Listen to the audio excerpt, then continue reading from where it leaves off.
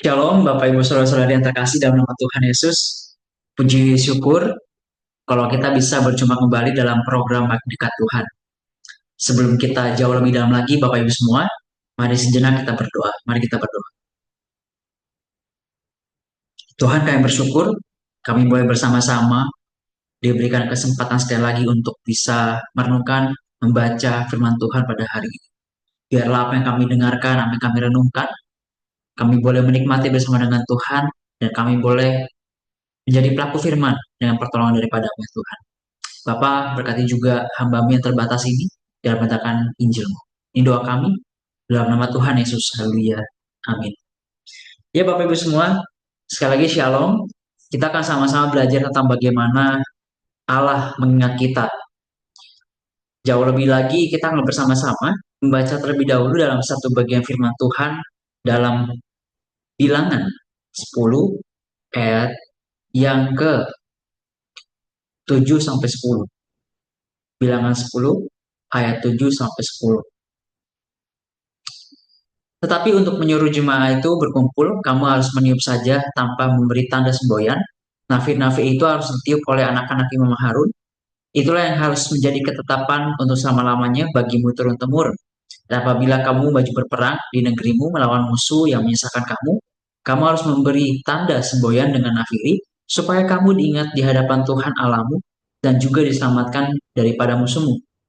Dan juga pada hari-hari kamu bersukaria dan pada perayaan-perayaan pada bulan-bulan barumu, haruslah kamu meniup nafiri itu pada waktu mempersembahkan korban-korban bakaranmu dan korban-korban keselamatanmu. Maksudnya supaya kamu diingat di hadapan Allahmu, akulah Tuhan Allahmu. Amin. Sejauh demikian pembacaan kita Bapak Ibu semua. Bapak Ibu pernah nggak kita eh, mengalami atau dalam situasi seperti kayak ketika kita jalan-jalan, kita hang out di luar, tiba-tiba ada seseorang atau bergerombolan yang menyapa kita dengan antusias dan berharap bahwa uh, kita mengingat dia. Tapi kita lupa siapa namanya gitu ya. Setelah dia mencoba untuk mengingat memorinya, baru kita sadar, oh si ini, oh si B, si C, gitu ya Bapak Ibu. Nah, momen ini mengajarkan kita sebuah kebenaran yang jujur tentang diri kita, bahwa kita adalah pribadi yang mudah lupa.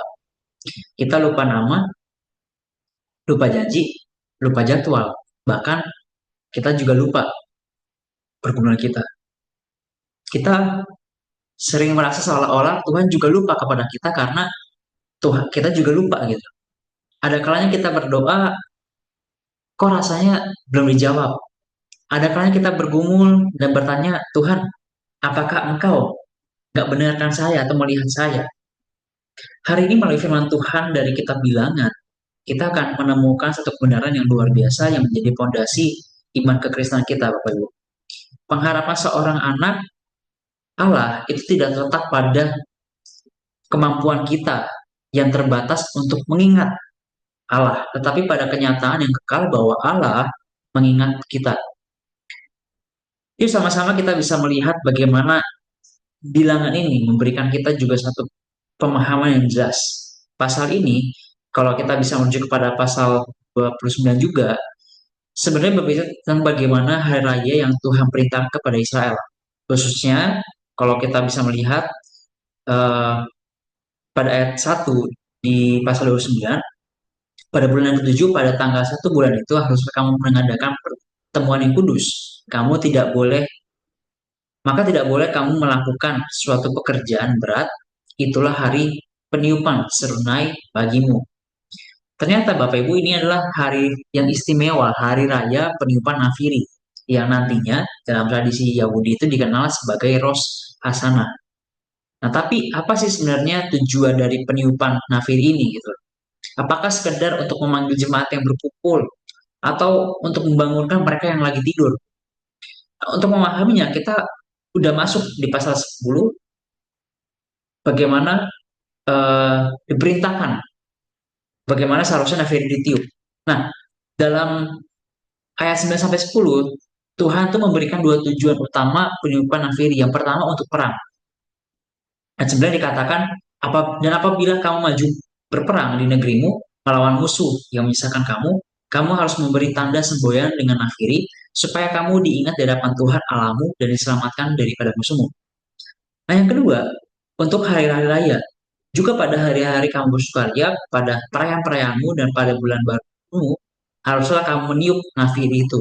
Supaya apa? Supaya kamu diingat di hadapan Allahmu. Akulah Tuhan Allahmu. Nah, kita perlu perhatikan Bapak Ibu kalimat supaya kamu diingat di hadapan Tuhan. Ini itu bukan berarti Tuhan itu pelupa. Lalu kita harus menyembunyikan trompet untuk membuatnya ingat gitu ya. Bukan. Ini juga bukan cara kita untuk Tuhan mengingat kita, tidak.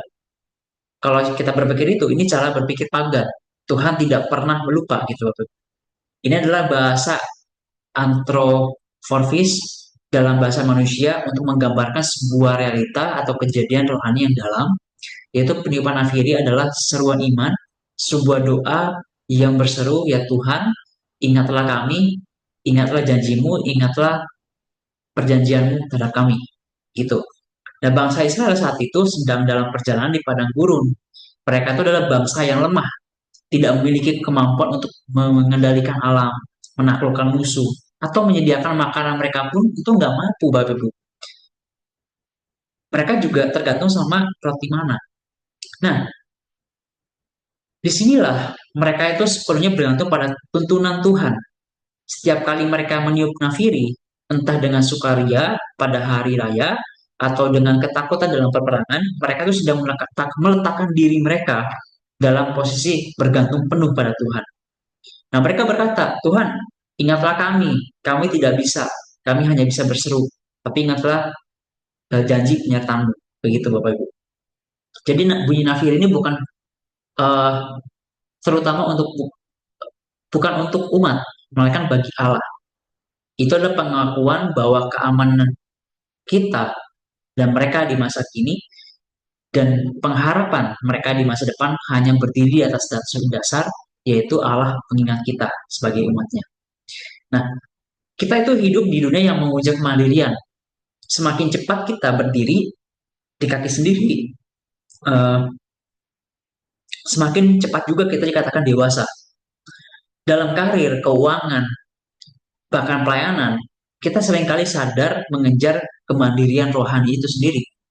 Tapi lihatlah apa yang diajarkan Israel di padang gurun. Tuhan tidak pernah bermaksud membawa mereka dari ketergantungan kepada menuju keegosian. Keegosian tidak. Justru sebaliknya, selama 40 tahun Tuhan menjaga mereka dalam posisi bergantung. Setiap hari mereka butuh mana, yang tadi kita sebutkan di awal.